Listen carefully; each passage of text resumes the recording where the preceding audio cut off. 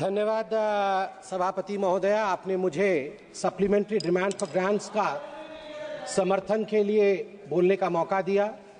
माननीय प्रधानमंत्री श्री नरेंद्र मोदी जी की दूरदर्शी नेतृत्व यह सुनिश्चित करती है कि जो भी हम खर्च कर रहे हैं उसका हर एक रुपया अर्थव्यवस्था को मजबूत करने के लिए, नागरिकों को सशक्त करने के लिए और एक सशक्त भारत के निर्माण के लिए ही खर्च होता है, उसका योगदान होता है।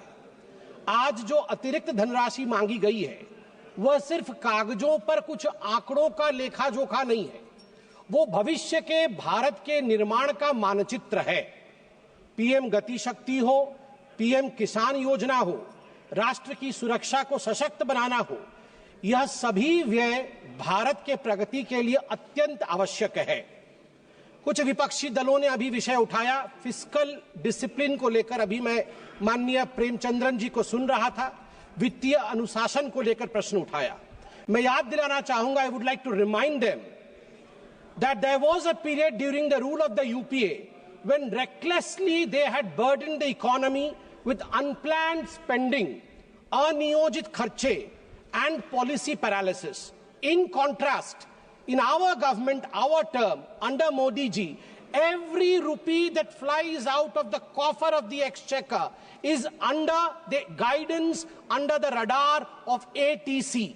ATC meaning not air traffic control. ATC meaning A for accountability, T for transparency, and C for clear vision of development. During the UPA regime, सभापति महोदया, 2004 से 2014 के दौरान आपको जान के आश्चर्य होगा, 94,060 करोड़ रुपए की बजट राशि, जो कि लगभग 14 विभाग, सामाजिक विभाग और ग्रामीण विकास मंत्रालयों से संबंधित थी, वह खर्च नहीं हो पाई थी 10 वर्षों में। यह बजट का लगभग 6.4% हिस्सा उस समय खर्च नहीं कर पाई थी यूपीए की सरकार। मैं कृषि क्षेत्र का उदाहरण एक देता हूं।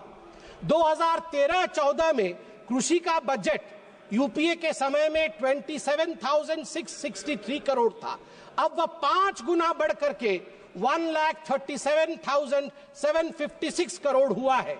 फर्टिलाइजर की जो उर्वरक की जो सब्सिडी है वह भी 5 गुना बढ़ा है।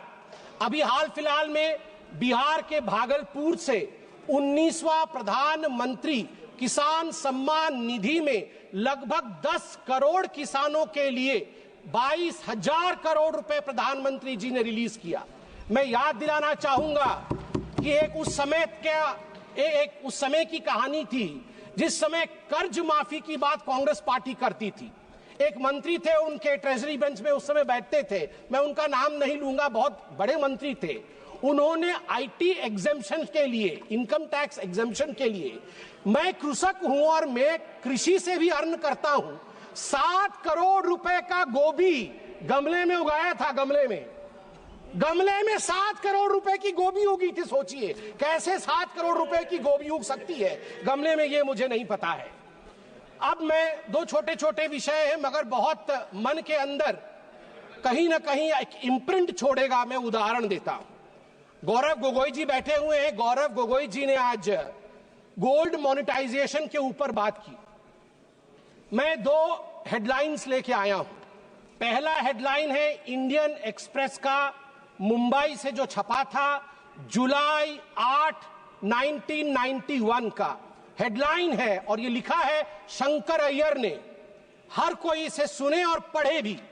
Secret sale of gold by the Reserve Bank of India. 21,000 kg of metal airlifted to coded destination. एक समय था 1991 में राजीव गांधी ने और कांग्रेस पार्टी ने चंद्रशेखर जी की सरकार से हाथ खींच लिया था। उस समय लिक्विडिटी की अभाव थी, देश में एक त्राहिमाम की सिचुएशन बनी थी अर्थनीति में, और उस समय पहली बार हिंदुस्तान के ऊपर वो त्रासदी आई थी कि देश के सोना को 67 टन ऑफ गोल्ड, इसको गिरवी रखा पड़ा था। और शंकर अय्यर जी कहते हैं कि मैं मुंबई के एयरपोर्ट में देख रहा था, चुपके गाड़ियां आ रही थी आरबीआई की और हिंदुस्तान के सोने को एयर इंडिया के एयर बस में लोड किया जा रहा था, हिंदुस्तान के बाहर भेजा जा रहा था। आप सोच के देखिए। और दूसरा हेडलाइन सभापति महोदया मैं पढ़ना चाहूंगा 31 मई 2024 का, RBI brings back home 100 tonnes of gold from United Kingdom. Narendra Modi ji के नेतृत्व में, नरेंद्र मोदी जी के नेतृत्व में 1 लाख केजी सोना, 1 लाख केजी सोना बाहर से 2024 मई को हिंदुस्तान वापस आता है। एक ने, यूपीए ने भारत मां के सोने को गिरवी रखा, हमारी मां के सोने को गिरवी रखा, और दूसरे लल्ला ने, हमारे नरेंद्र मोदी ने अपने मां को अलंकृत किया। ये होता है फर्क।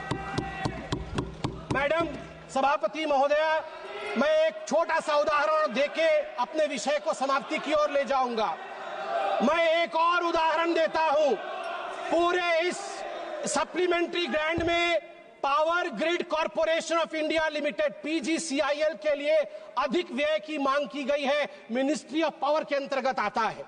मैं एक हेडलाइन पढ़ता हूं, जुलाई 31, 2012 का 3 ग्रिड, मुझे याद है अभी निर्मला सीतारमन जी आएंगी। निर्मला सीतारमन जी उस समय प्रवक्ता थी, पार्टी की, बैठी हुई थी एक चैनल के डिबेट में। अचानक अंधकार हो गया, अचानक अंधकार हो गया, डिबेट बीच में बंद हो गया और 22 राज्यों में, 22 राज्य में अंधकार हो गए थे, क्योंकि 30 और 31 जुलाई 2012 को नॉर्दर्न ग्रिड, ईस्टर्न ग्रिड और नॉर्थ ईस्ट ग्रिड, तीनों ग्रिड फेल हो गए। 700 million people were plunged into darkness. 9% of the world population were plunged into darkness. TMC के लोग बैठे नहीं हैं। 200 मजदूर एक माइन के अंदर बंद हो गए। न जाने कितने लोगों ने जो वेंटिलेटर पे थे उनकी जान उनको गंवानी पड़ी थी। और आज दूसरा हेडलाइन में पढ़ता हूं टाइम्स ऑफ इंडिया का, जून 3, 2024, India has come a long way since 2012. Outage, world's largest, even 250 gigawatt isn't a problem for India now. मई 30, 2024 को अचानक भारत की जो पावर की रिक्वायरमेंट थी वो सारी रिकॉर्ड तोड़ देती है। 250 गीगावाट हो जाता है भारत की पावर की आवश्यकता, मगर हमारा ग्रिड टूटता नहीं है, फेल नहीं होता है। World's largest unified power grid, ये हमारे नरेंद्र मोदी जी ने देश को बना करके दिया है, इसलिए मैं इसका समर्थन करता हूं। अंत में, आज मणिपुर के विषय में बहुत कुछ बोला गया है। मैं बहुत दुख के साथ कहना पड़ता है मुझे कि यहां कहीं ना कहीं जहां एक एकता दिखना चाहिए उस एकता की कमी है। मैं कुछ आंकड़े रखना चाहूंगा और ऑपोजिशन के हमारे सदस्य, उनका अधिकार है कि वो इन आंकड़ों को मांगे और जाने भी, क्योंकि ये देश हम सबका है। इंटरनली डिस्प्लेस्ड पीपल, आईडीपी जिसको कहा जाता है, उनके लिए यहां प्रश्न उठना भी चाहिए। उनके लिए क्या किया गया? In response, the government has implemented a series of measures aimed at providing immediate relief, long-term rehabilitation, and economic stability for the internally displaced persons, IDPs. These initiatives are housing assistance first, prefabricated housing for 3,000 families to provide immediate shelter, 2,660 houses completed, 2,520 houses occupied, 340 houses will be completed by the end of the month. Financial aid of 1,000 rupees has been provided on 5 separate occasions, amounting to a total of 30 crore. An additional 27 crore has been released to support the housing reconstruction efforts in Manipur for those who are internally displaced. Relief camp operations have been sustained with an allocation of rupees 280 crore, ensuring essential services such as food and health care for affected families.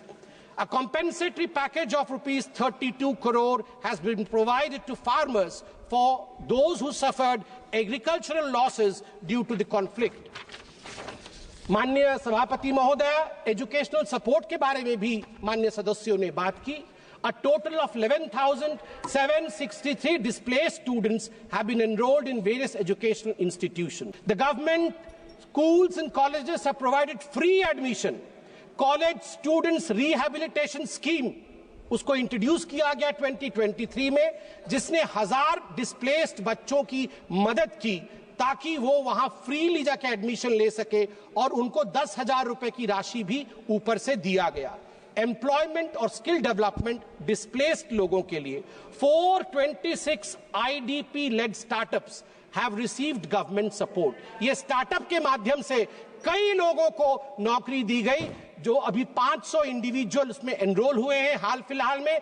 Cabin crew training in Delhi, जिसमें मैं धन्यवाद दूंगा air India, Indigo airlines, ministry of tourism को धन्यवाद दूंगा। उनके माध्यम से 500 बच्चे मणिपुर के जो डिस्प्लेस हुए थे उनको यहां प्लेस किया गया है। Free medical treatment has been provided to the IDPs at जेनिम्स।